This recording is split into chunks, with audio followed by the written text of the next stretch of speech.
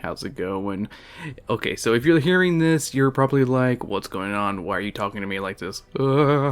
Well, so we went through a rebrand. We originally were, speaking of which, we're now Drunken Book Club. But I wanted to keep old episodes alive, so here are the episodes before the main update to Drunken Book Club. These are, episodes that we did on a bunch of different books before we rebranded to Drunken Book Club. I keep referring to us as Drunken Book Club, but also reference, speaking of which is the old podcast. So, there we are. Also, our new socials for this are at DBC_pod for Twitter, and our Patreon is patreon.com/Drunken Book Club. Definitely recommend checking it out. It's only $1 a month, and you can tell us what books to read. Alright, well, that's it. You guys enjoy the episode. Bye-bye. Have you ever thought to yourself, hey, these guys should talk about this book on Drunken Book Club? Or even, hey, I want to hear them gush about this on Rupel's Rupees. Well, guess what? We'll listen to you if you pitch in $1 on our Patreon. That's right, for $1, we'll listen to you. And along with that $1, you know what else you get? You get access to all the bonus episodes that I put out every single week, including the backlogs, and early access to all our podcasts and videos, and everything else that I put up on there. So for $1, I think it's pretty much worth it, but you be the judge. Check it out. It's at patreon.com/speaking of which. Thank you and enjoy the show.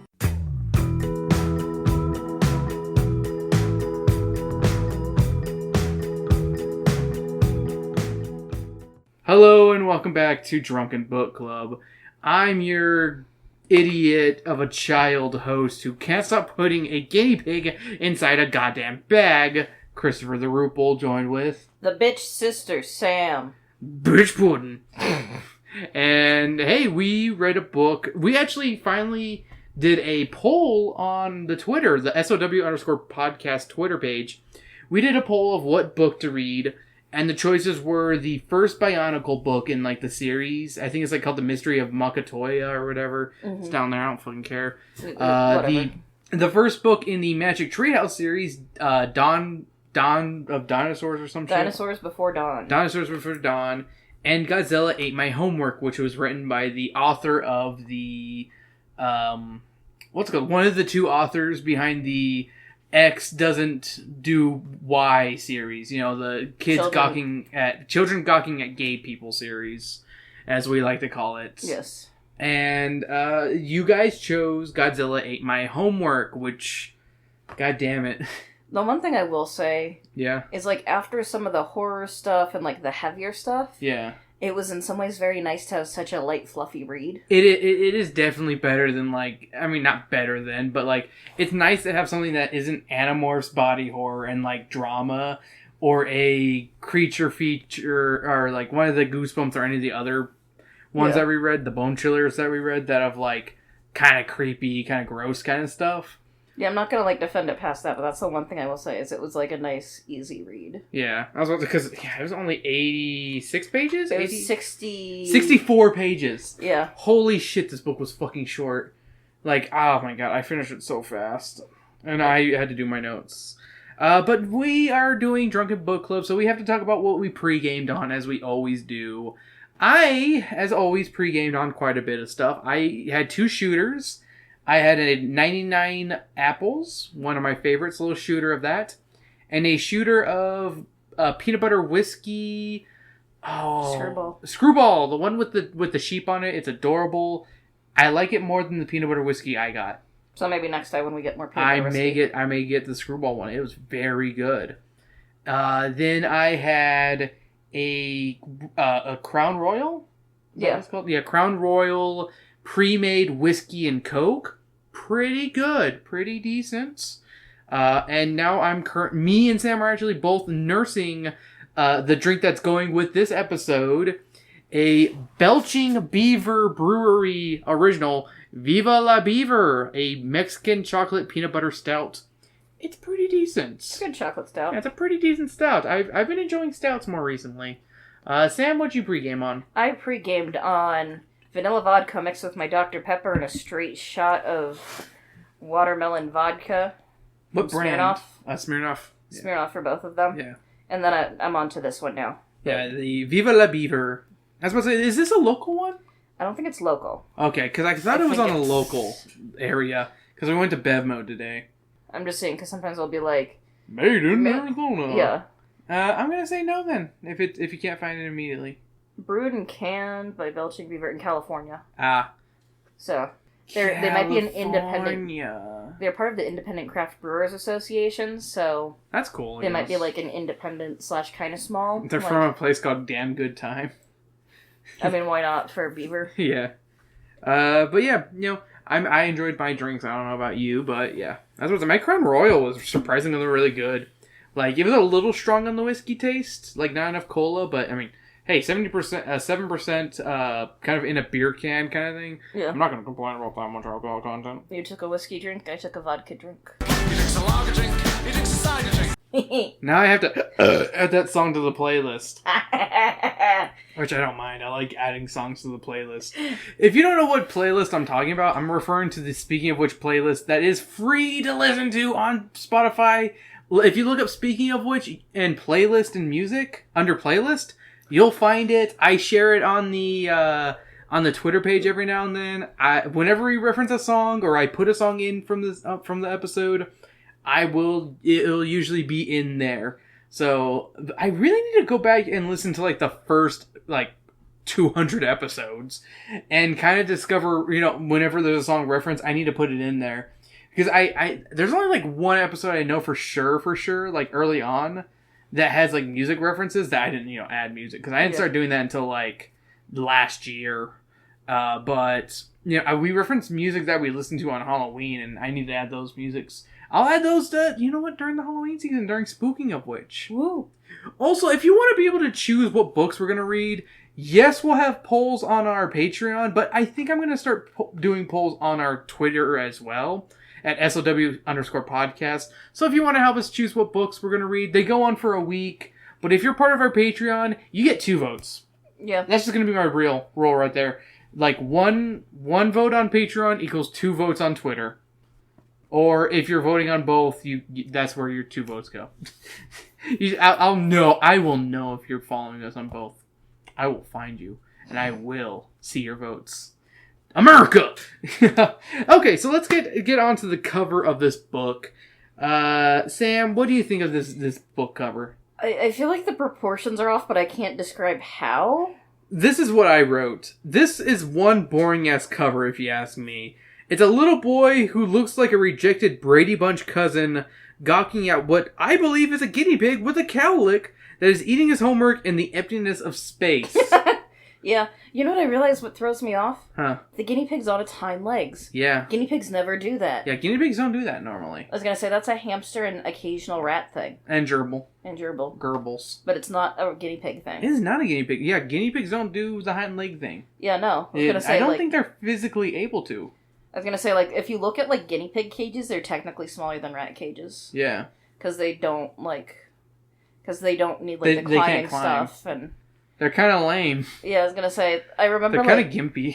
Cracked wrote an article, I think, of, pets that wouldn't mind your mental breakdowns. I remember that, yeah. And guinea pigs was on the list, because they Beta fish were on there, guinea pigs. I'm wondering what the other ones were. We'll look it up later. Yeah, that one... But I just remember guinea pigs, because they were they don't give a fuck. They really don't. They're pretty fucking lame. They can't really climb that much. They're not really that, they're not... I wonder if Madagascar hissing cockroach would be on there, because it's pretty easy to take care of one.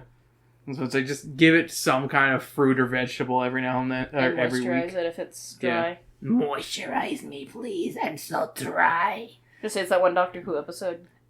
Which I don't watch Doctor Who. It's the one where it's the end of the world, and it's also one of my It's the end of the world as we know it, and I feel fine. But it also has a. They're let us listen to classical music, and it plays Britney Spears' Toxic. I remember that one on a record player. What'd that have to do with being dry? Because the last human, or mostly human, was just a stretched out piece of skin on a giant hanger thing, and should say "moisturize me." Oh, okay. So that's what I always think of. You know what I always think of with Doctor Who, modern Doctor Who at least, how they made the TARDIS into a female that every fucking fanboy would be like, I want to fuck her. She's a Helena Bonham Carter rip-off character. I was gonna say, luckily, that one that I'm referencing is Ninth Doctor. Okay, so it's like, but it's yeah, new, but it's not like it's not super new. It's like the revival series. Yeah, it's before Moffat got his hands on it too much. Yeah, that's like no more Dr. Poo Poo. He's good at one shots, but he can't hold a whole season on his own. No, fucking stop it. I know he's already stopped it, but Dr. Poo. Okay, chapter 1. The Perfect Pet. Yes, each chapter has a name, and I will be revealing the name of each chapter. Parker, our main character, is in the kitchen begging his mother for a pet guinea pig by batting his eyelashes like a sissy. She's busy with bills because parents be paying them bills. Then his older middle school-aged sister, Margaret, walks in and asks, "You are not letting Parker get a rat, are you?" Parker sticks his tongue out at her, and the phone rings, and she gets it. This has nothing to do with the plot, but it's there, and I mentioned it. I think it has to do with the plot in the sense of she's obsessed with talking on the phone. Because she's in the middle school. And that's what... Mom then brings up Parker's previous pets, 2 large goldfish named Glip and Glop. Parker says all they did was swim in circles, and they still made a huge mess. So he cleaned it with soap, thinking he would help them with the scum.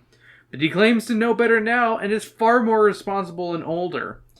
I would say in like... He is 2 years older.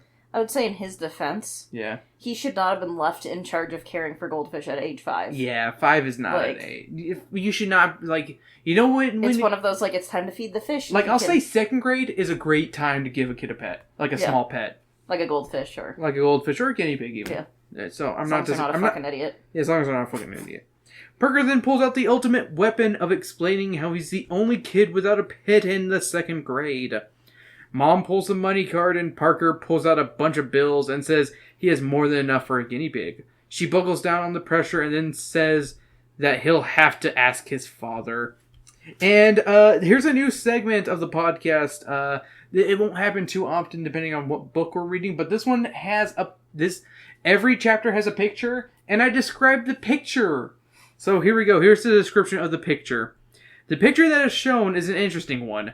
It features a center mom from Clarence talking to Ferguson from Clarissa Explains It All, while a generic 90s teen girl is on the phone and looks at them pissed off because no one understands her. That is the picture on chapter 1. You're not wrong. Yes. I mean, hey, my perception skills are pretty high because they go. Chapter 2, Godzilla! Parker is taken to the Wagging Tail Pet Store. That's a pretty lame pet store name. I'm just going to say it because not all animals have tails to wag or need to wag tails. Including guinea pigs. Yes. He's taken to the store by his dad, and before they can even cross the threshold, Dad asks, "Are you sure you want to do this, Parker?" Like if he was about to spend his money on a cheap hooker. Parker thinks that's a dumb question and says he's ready and says it's so it doesn't sound like he thinks his dad is the dumbest man on earth. What a kid. His dad reminds him of the goldfish from when he was 5, and Parker says he's older and wiser now. So what, he's like 2 to 3 years older now? Before his dad can say anything else, Parker dashes into the store and towards the back where all the cages are and skips past the birds, the hamsters, and gerbils. Then he sees the guinea pigs. His dad says the white one looks cute, but Parker thinks it looks too much like cotton. Then his dad asks about the brown one, but Parker is distracted by the one that won't stop fidgeting and running around like it's hopped up on meth, and also has hair that sticks up like a meth-up rock star. He wants that one, and he tells his dad so, and he wants to name it Godzilla. His dad repeats the name as his voice cracks a little. A pet store worker grabs the pet, and they already have the old aquarium. Hold up. Yeah, they already have an old aquarium. Complete with dead fish carcass. Yeah, but they buy cedar chips, food, and a water bottle. As soon as they're in the car, Parker takes Godzilla out of the box, and the guinea pig inspects the boy and makes little churring noises at him. He thinks that Godzilla and him are going to be best friends. And the picture in this chapter is of Ferguson, is this Ferguson-looking little motherfucker looking at a guinea pig with a cowlick, showing the boy his lack of balls. Huge lack of balls. Chapter 3, Too Late. As soon as he got home, he showed off Godzilla to his mom and Margaret, who did not care for the rodent and decided to head to a friend's house because her friend doesn't have a little brother to bug her. Parker thinks he should train Godzilla to chase Margaret. He then wants to take Godzilla next door to show off to his best friend Cindy, who he claims isn't like other girls and likes boy things. No comment on this child's future. She can recite Monty Python. Yeah, she can recite Monty Python, eh? Yeah. See, all I could think of was the stupid round one thing of this. Round one? Or Ready Player One. Shut up.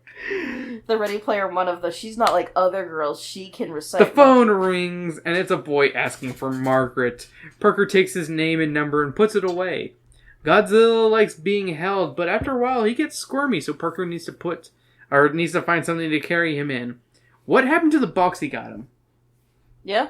That's a perfect way to carry around the guinea pig. I'm also like, maybe invest in one of those little plastic boxes, or... Yep. I had a nice little carrying thing for the rats. Yeah. He decides to put him in his backpack, so he smashes the papers to the bottom, and before he can put Godzilla from where he put him down, Godzilla's gobbling the paper with the phone number and name of the boy who just called. See, all I can think of with like the smashing the papers down is if they're not chewed, they're gonna be urine soaked. Oh, yes.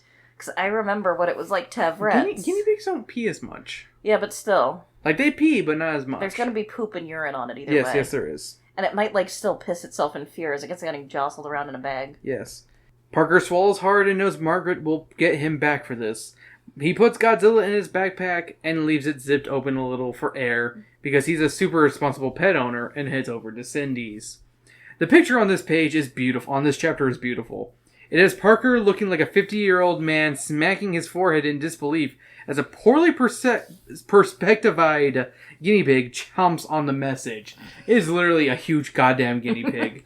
They cannot decide on the size of this goddamn guinea pig. It seriously is Godzilla in the size of it. It's more like Gamera. It doesn't fucking know when to stop shrinking and growing and crap. It's like I'm whatever size I want to be, bitch. Pretty much. Chapter 4. The Homework Law. Cindy loves Godzilla and thinks he's more fun than her boring ant farm. Ant farms suck. They really do suck. Like, the only thing that was kind of cool was in high school. Yeah. One of my science teachers had like the honey ant, so it like had that like. See, those are cool. But, they got badunkadunks. Yeah, I was gonna say, like, had this huge ass basically. Yeah. They play with the guinea pig for the weekend, and when Monday comes, Parker feels sad about leaving Godzilla at home. In class, Parker has a hard time paying attention when his teacher, Mr. Morris, tries to get his attention. Mr. Morris asks for Parker's spelling homework, and Parker explains the homework law his mom has, where as soon as he gets home, he has to do his homework, and when it's done, he has to put it in his bag so he doesn't forget it. Honestly, like, relatable. Yeah, I was about to say my parents made me do the same thing, but still I ended up forgetting homework every now and then, getting detention. Same. Yes. He goes to the back of the room to his backpack and reaches in and finds an old math test that he got a C on, and a note Cindy had given him last week.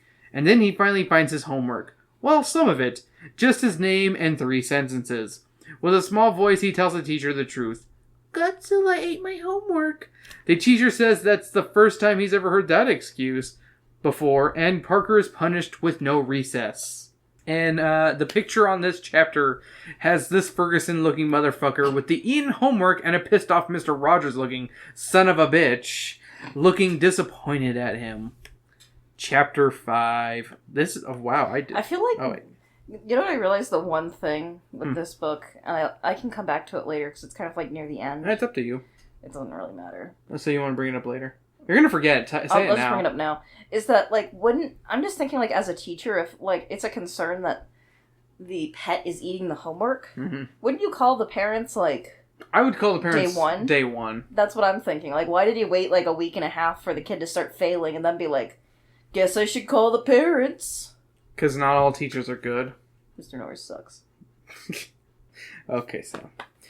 Chapter 5. A Good Friend. Cindy and Parker walk home from school. Cindy wants to hang out, but Parker has chores to do and complains about how Cindy doesn't have chores.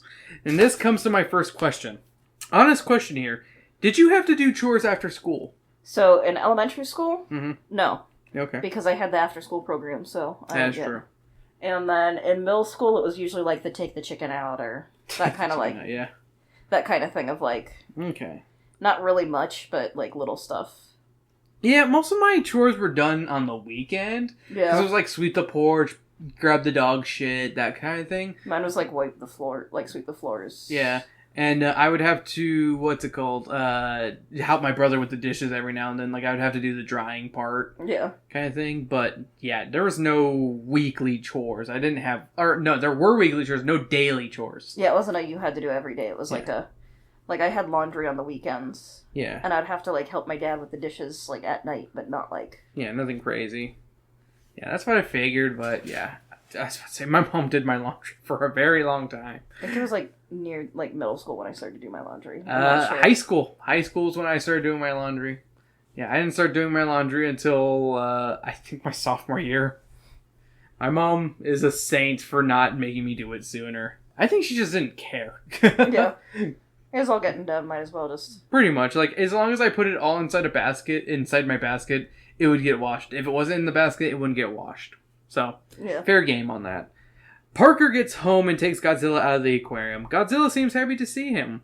Parker starts his science homework and Godzilla tries nibbling on it, but Parker doesn't let him. He finishes up and puts it away and starts on the bathroom. He wipes the counter down and Godzilla nibbles on the tissue box. He then gets the newspapers ready to take out when Margaret gets home, and she's angry like a bitch she be. She demands to know where that Rugrat is because she's gonna kill him. Like an angry woman. She's not talking about Godzilla, but about Parker. Margaret was seething. When Dad asked what the commotion was about, she says Parker didn't give her a phone message, the one that Godzilla ate. Parker admits that Godzilla ate it and she gets mad, but Dad calms the situation by asking if anyone is bleeding or dying, so it's not the end of the world. And personally, I don't know about you, Sam, I think that's a really good way to kind of calm the situation. Like go ahead. Oh no, I was gonna kind of just piggyback off of that. Of like, in some ways, yeah, because it's not like he like murdered her like. Yeah, like I'm saying for like kids and teenagers. Like I feel like for especially a teenager. Like I think in some ways it'd be good to validate the feelings, and I think Dad did, if I remember correctly, that he was like, yeah, Parker fucked up. Yeah. And I get why you're upset, but you don't need to... It's not the end of the world. You don't need to, like, murder your brother, because, like, it's not like he did anything horrible. It's a good way of de-escalating. Yeah. Like, I was actually kind of impressed with this book's de-escalation. Yeah, of like... I know the kid's not going to look at that and be like, oh, I'm going to learn something from this. They're going to be like, guinea piggy homework. Kids are stupid. Yes. I'm stupid. But it's also, again, kind of learning of that, like... But I think in some ways kids would pick up, even if not necessarily, like... No. A kid reading this book? I'm saying, like, not in, like, a deep way. Yeah. But in kind of that thought of, like, I'm not dying, no blood. No kid is going to pick that up if they read this book. Like, even in the back of their head, though, because sometimes that, like, sticks weirdly. Guinea pig funny. I'm just saying. Who's Godzilla? This book's fucking stupid. Dad tells Parker to keep Godzilla away from the messages, and Parker agrees. Dad goes back to working on people's taxes, and Parker takes the newspapers out, but not before Godzilla can chew the shit out of it. Parker tells his dad he's going to send out the bills for them and then head over to Cindy's place. I would never trust my kid with sending the fucking bills. Yeah, I was never trusted with that, and it's not one of those, why didn't I get trusted? I'm like, no, I totally get it. Yeah, no. My dumb ass would have, like, drawn on it and, like... I wouldn't have drawn on it, but... Like, I would have forgotten about it, used it as a scrap piece of paper. Yeah, no, I wouldn't have done that. I would have just, like, been like, whoops, it got lost. But yeah, I'm just like, maybe you don't. He places the envelopes in his bag along with Godzilla, fucking idiot, and takes them to the mailbox. He gets there and one of the letters is chewed up, so he holds onto it and sends the rest away. Parker heads to Cindy's house and tells her his problem with Godzilla, nibbling all that shit. And this is how the chapter ends. Go ahead and read page 31, Stan, starting with I'm afraid, and read to the end. So, page 31 with I'm afraid Godzilla. I'm afraid Godzilla will be stewed for dinner if Mom and Dad find out he ate the check inside the envelope, I told Cindy. What are you going to do? Cindy asked. Are you going to tell them? I thought about it. I remembered what Dad always said when he wanted us to know life was not about to end. Is anybody bleeding? I asked Cindy. She shook her head. Is anyone dying? I asked. She shook her head again. I tore what was left of the envelope into tiny pieces, then I flushed them down the toilet. Fucking idiot. Just tell your parents the truth! Well, tell her the truth! Part of me goes, like, you could even say, hey, it fell down, like, the sewer... Like, I tripped and it fell down the sewer grate or some shit. No, that's even worse. Yeah. Because you're a fucking idiot. But either way... Chapter 6, The Guinea Pig That Ate New York. I'm saying still let him know that the check got lost. Chapter 6, The Guinea Pig That Ate New York. Parker had a plan. He plans on not letting Godzilla eat any more paper. Real genius idea, Einstein. But the plan doesn't work that well since he keeps being an idiot and takes him with him in his backpack. And he always has his finished homework in there. So the bastard eats it. Even when he puts it inside a paper bag, Godzilla eats both. And even if he puts it in a plastic bag, Godzilla eats it. Which, holy shit, he needs to take this fucker to a vet if it ate plastic. Yeah, I'm like, this poor thing has probably like an impacted colon or some shit. Yeah. Parker had to miss 3 recesses because of the gluttonous Godzilla. On Saturday, Parker and Godzilla were chilling watching cartoons while Mom looks at recipes in a cookbook and writes down everything she needs from the store. Mom tells Parker to make his bed. She finishes the list and she leaves it on the table and goes outside to help Dad with outside chores. Parker then puts Godzilla on the table while he pours himself a bowl of cereal with chocolate milk. Okay, Sam, did you ever pour chocolate milk with your cereal, or were you a normal person? I never did, partially because we never had like separate chocolate milk. Yeah. And I'm like, I'm not doing all that. Right? It feels like a little bit like just have chocolate milk by itself. Or just have your Cocoa Puffs or whatever the fuck it is, and have your chocolatey milk. Yeah, that's basically my thought. And again, we never bought, like, the jug of chocolate milk. Yeah. Because my parents were like, we're not getting you a jug of chocolate, but you can make chocolate milk. It's easy. Yeah, here you go. Here you go, fatso. There's Hershey syrup, there's milk. Figure it fucking out. He only leaves Godzilla there for a moment, but the bastard still eats the list. Parker does the responsible thing and makes a new list and shoves it in her purse. He then scoops up Godzilla and heads over to Cindy's because they plan on making a cardboard fort. They played with Godzilla and had him pretend to be the real Godzilla. The time passes and Parker heads home and enters the back door. His parents are waiting there angrily. They demand to know what the fuck this shit is, and Parker is like, it's a list, and he admits that Godzilla ate the original and that he replaced it. And Sam, can you read the grocery list for us on page 40? I also want to point out, when you said 64 pages, the pictures are a full page. Yes, they are. Mom looked at the list I had made. She started reading hot dogs, pizza, potato chips, candy bars. She said each thing like it was a question. She acted as if she was going to read the rest of the list, but then just took a deep breath. You and Godzilla are grounded. I've never been grounded before. I had to spend the rest of the weekend in my room. Godzilla was not allowed out of his aquarium. I knew we were in trouble. Big trouble.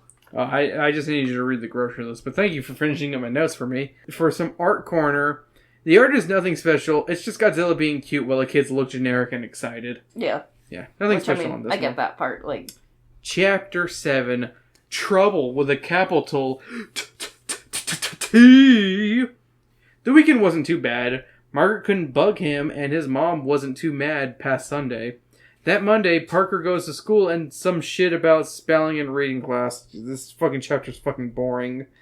I literally put some shit about reading and spelling class. When science comes around, Parker goes and grabs his homework from his bag and discovers once again that bastard Godzilla ate it. No recess again! Dave! That recess, Parker rewrites his science report on guinea pigs, and Mr. Morris says he's worried about Parker and that his grades are slipping.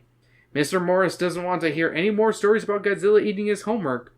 Recess ends, and Cindy says their soccer team needs Parker back, and whose F's are going to mean his grave. But Parker says he won't be killed, but Godzilla will. And the picture on this chapter looks like a cheap pencil drawing in the vein of the Take On Me video of Mr. Morris creeping behind a nervous Parker, while Cindy, looking kind of like Noelia, gives him a "what's your deal?" and Parker is like, I felt something hard touch the back of my neck. I'm sorry for our next door neighbors. Chapter 8. Saved by the Bell. 'Cause I'm saved by the bell. Zach Morris is trash. No one asked you. He is trash. The next week, Idiot finally got the idea of not having homework and Godzilla in his bag at the same time. But one day he forgets to put it in his bag and misses recess again. That night, it's Parker's turn to wash dishes, while Mom dries them and Margaret watches television. Margaret bitches and moans that the cable is out and that she's going to miss her favorite show. Mom calls the cable company and they inform her they never got paid. Margaret bitches about it and says that it's the most important bill to pay, and how could she have forgotten? God, it's almost like electricity isn't the most important, or fucking Mom mortgage. says she did, and that Parker mailed it that week. Parker lies and says that he definitely sent out all the letters. Before Mom could question him more, a phone call comes up, and it seems like an important call, so Parker tries to stealthily escape this situation. But before he can make it to the hallway, his father blocks his way. His dad is holding a gobbled up dollar bill with a large number on it, and in the other hand was Godzilla. The picture on this chapter is a clearly guilty piece of shit with hands partly in his pocket, while his mom questions whether she should beat her child with his phone in her hand. Use the rodent. That would be the dad, not the mom. I'm just saying, use the rodent to beat the child. Okay, Sam. Chapter 9. Big Trouble! It's a $100 bill. Parker, being an idiot, let Godzilla play on his dad's desk while he looked for something. I will say, like, in his defense, I'm not defending him, like, that much. But I'm like, I would have done a dumb shit thing like that. You would have. But I also didn't have a rodent, so... Mom chimes in and says it was Mr. Morris on the phone, and wants to know why Parker hasn't been turning in his homework. His explanation? Godzilla ate it! Mom then puts 2 and 2 together and says Parker didn't mail the cable bill, and Parker says Godzilla ate it. Margaret has teenage rage, and she's gonna kill that rat. She charges at it, but Dad holds the guinea pig up out of reach. Parker says it's not Godzilla's fault, he needs to chew on stuff because it helps his teeth. And we have to read this next part because it's fucking ridiculous. So please read page 58 and the rest of the chapter, Sam. Godzilla chews, Dad said, and since you can't keep him from doing it, you'll have to return him to the Wagging Tail pet store. Don't make me take him back, I'll make him stop. I said it like I meant it, but I knew it was a lie. So did Margaret. Don't listen to him, she told Mom and Dad. That guinea pig is a nuisance. Then she reached for Godzilla again. She ain't wrong. I ran across the room and tackled Margaret around the ankles. Dad jumped back and stumbled on a kitchen chair. Mom tried to keep Dad from falling. Godzilla squeaked. That was when the phone rang. I grabbed for the phone. I hoped it was the police so I could tell them to come right away and save Godzilla. That fucking part. It wasn't the police. It was Mr. Morris. He had a plan. The part with the fucking police shit, that just made me fucking laugh. Okay, the picture on this chapter is of a disembodied arm holding Godzilla while Parker and Margaret try reaching for it like animals. Very poor simple. Godzilla's just like... Like, the one thing that I think of with this, of like the I can make him stop... Yeah. Is like... I can change him! Yeah, well, and I've been watching like weird parenting TikToks because I'm on that side of TikTok for whatever reason. Bitch, you on all of TikTok. But one of the things you basic bitch. One of the things they talked about is like managing expectations. Like, if you're mad about a kid like knocking over a cup, yeah, why did you leave it where the 2-year-old could easily reach it and like knock it over? That's fair. It's kind of that like, why do you leave your papers where Godzilla can get to it kind of thing? If you know what the outcome is gonna be. Yeah. Why? Yeah. Chapter 10, Mr. Morris's plan. It's to shove it up his ass. No. Damn. The next day, Parker arrives to class early. Mr. Morris comments on this and hands him his math homework from a previous day that has many errors. We find out that Mr. Morris' plan was to keep Godzilla as a second grade pet. That's it. That's the fucking book. Yeah. The final picture has some of the worst perspective I've seen in a long time, because it makes Godzilla look fucking huge compared to fucking Parker. So, yeah, that was the book. Yeah. Very short, very easy, very simple. I mean, it's not like I hated this book. I can't say I hated this book. I think it's one of those, for like a second grader, yeah, it would be fine. Yeah, it's fine for a second grader. But this, like but like, when we read an actual, like, chapter book, like, it's usually not this fucking stupid. Like, Animorphs I can still enjoy as an adult. Yeah, Animorphs is easily enjoyable as an adult. And even Godzilla, Goosebumps and fucking Bone Chillers is enjoyable. Yeah. But this, I'm like... This is baby shit. Like, I want to give this to, like, my nephew maybe in a, like year or so. This is for, like, diaper babies. Don't pat me. This is for diaper babies. Not quite diaper babies. Diaper babies. No, like, pull-ups. Like, second graders are diaper babies to me. Okay, honey. Like, yeah, it's perfect for a second grader. Yeah. But, like, this is shit. Yeah, I was gonna say, for anyone above that, I wouldn't necessarily... Like, it had no fucking purpose! Like, that's the problem. It didn't teach him responsibility. Yeah, fucking Parker didn't learn anything about responsibility. Godzilla's a goddamn glutton, and Martha Thornton Jones is better off writing Bailey School Kids books. Yeah, because at least with, like... And you know what? This wasn't, like, one of the books, like, she wrote beforehand. This was, like, almost after, like, the last of that series was over. I wonder if it was just that I need a couple of bucks kind of thing, and they want... Probably. Or I have a contract to write X amount of books, so I need... Maybe. I mean, it's from the Little Apple series, which is Scholastic, like, Junior, pretty much. Yeah. Basic bitch baby book. God. But... Well, and it's one of those, I don't even blame Godzilla to an extent, because it's one of those, again... Godzilla's a bitch. Like, that's what they do. It's all about King Kong. But that's what, like, guinea pigs do. It is true. They eat paper, like, it's one of those... It is the kid's fault. I'm not blaming Godzilla, it's the fucking kid, but Godzilla can stop being a goddamn glutton. I'm also, like... My other thought is, like, what about the parents? Of, like... I get the kid should be responsible for him mostly. Yeah. But the parents should still be watching him and being like, hey, maybe don't let him on. Also, the on teacher. Can we just say the teacher for not calling them after the first fucking... Like, the excuse of Godzilla ate my homework the first time around should have been an immediate call home of, like, is this for real? Like, am I fucking, like, crazy here? Why did your son say Godzilla ate my goddamn homework? Yeah.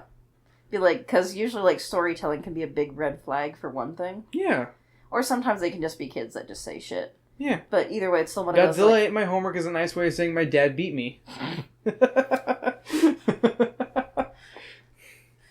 Yeah, I was about to say, I wasn't impressed with this book, but you know what? I'm glad we got it out of the way, though. It's a very... I'd say it's kind of, for lack of a better term, a mid-tier kids book. Definitely mid-tier. Like, I could give this to a kid, and they might... You know, I think it's a toss of a coin if the kid would like it or not. Because there's nothing, like, interesting... Like, okay, yeah, there's a guinea pig, but I feel like if I were a kid, I'd be like, okay, why is he letting him be in the backpack? Like, he had a carrying cage at the beginning of the goddamn book. Why didn't he keep it to carry around fucking Godzilla? You're not wrong. I know I'm not wrong. Yeah, I'm in the same boat of, like, why? Fucking, it's just infuriating. It's just, like, what the fuck? And my thought is, like, guinea pigs are lazy fuckers for the most part. Like, they don't really want to necessarily, like, walk around or be carried around. I mean, they don't mind being carried too much. But it's one of those, like, they're not, like... They're very chill animals. Like, from the ones I had as a kid. Which, yeah, don't give your kid guinea pigs. I'm just gonna say, like, guinea pigs are terrible pets. Like, they're annoying.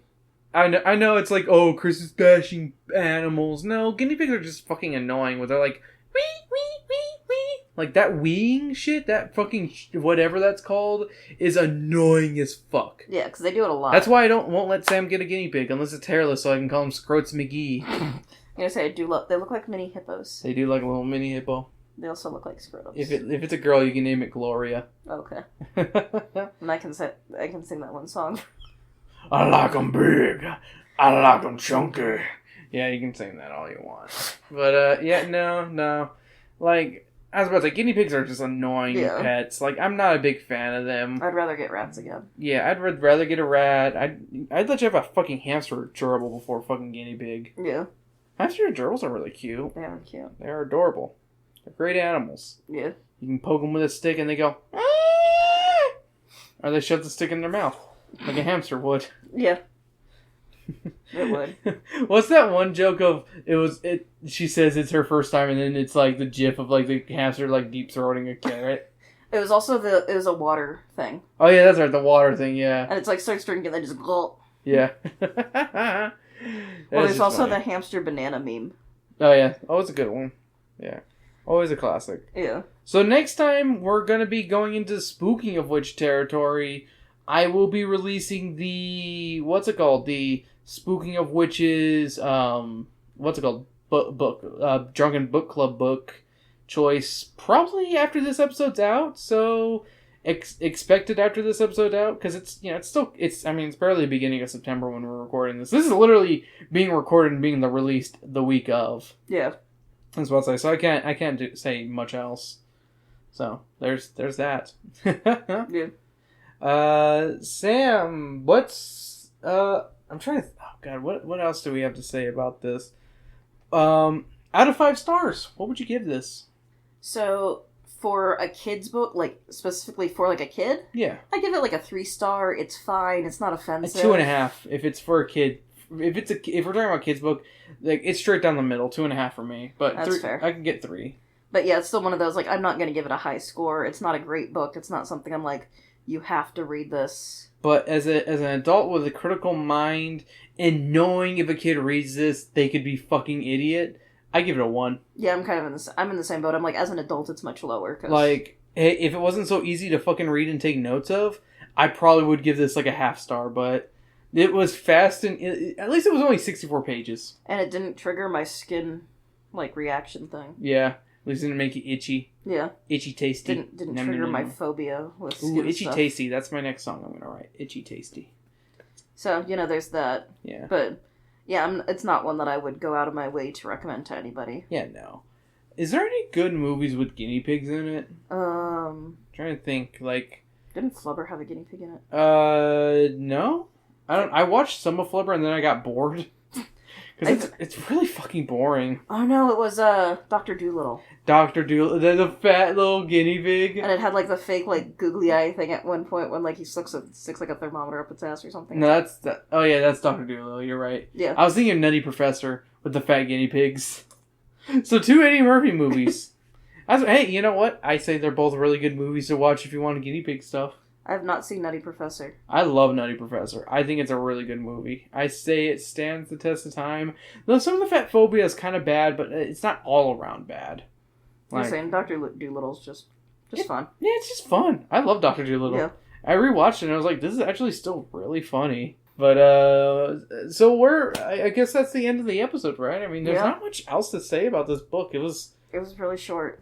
Very short, very straight and narrow. Again, it's one of those, the one thing I did like is it was a very easy read. Yeah. If nothing else, like, it was easy. Yeah, I guess if I'm going to say what's going to be on the next poll, I think I'm going to do 1 Goosebumps, 1 Dead Time Story, and 1 Bone Chillers. I think I'm just going to do 1 of each kind of thing and just let the people decide what we should read. And then I'm going to have a poll for the next Let's Read, because I want to do a Give Yourself Goosebumps. So I'm going to have 3 Give Yourself Goosebumps for the next Let's Read. And that's and that's all she wrote, I guess, on that. Yeah. So if you want to be able to participate in these polls, they go on for a week. Just follow us on Twitter at SOW_podcast on Twitter. It's well worth the time. It's a fun time. I've also been doing a little choose your own adventure called, well, it originally was I was a teenage werelemur, but now we're in the territory of I dated a teenage werelemur. And if you're interested in learning about like why I came up with this idea, I did a bonus episode on the Patreon about it. So you can listen to it there and even listen to like what the other ideas I had and what they would have led to those certain paths. Because, I don't know, I kind of want to make this into a whole book. Because it's kind of fun, it's very charming, it's very stupid. Like, just do a fun little Give Yourself Goosebumps style book, you know? Choose your own adventure. Well, yeah. But no, I mean, Give Yourself Goosebumps. Yeah. I mean, they're both copyrighted, I can't use either. Terror Twist. No. That just makes me think of Twist-a-Plot. But you can also follow the podcast on YouTube for the Speaking of Which YouTube page. For some goddamn reason, the Goosebumps retrospective video has gotten like almost 2,000 views and has been getting a lot of comments recently. I think people are getting like in the mood for Goosebumps for Halloween time, so they've been rewatching that, giving me comments, telling me what I may have missed. So I might do like a update on the video of like maybe like a separate video of just like some stuff I may or may not have missed thanks to commenters, and you might get reference. So hey, that's cool, right? Mm-hmm. And then if you want to follow us on Facebook, it's facebook.com/speakingofwhich podcast. Simple as that. And you can follow me at the _group on Twitter and Instagram. Sam? You can find me on Twitter and Instagram at Berserker Rose. And don't forget, if you want those extra votes, because the polls also go on at our Patreon for the choosing our books, you get double votes technically by doing this. If you follow the SOW and the Patreon, you get double votes right there. I mean, that's just fair to say. And just it's $1 to join our Patreon. You get all the content for $1. It's at the beginning. You heard this already. So hey, thanks for joining, and hey guys, thanks for all the support you give us. And later on. Thank you. I got a gun on my side. I got my reasons why. I got a mind she can read. I got the bullets to make you bleed.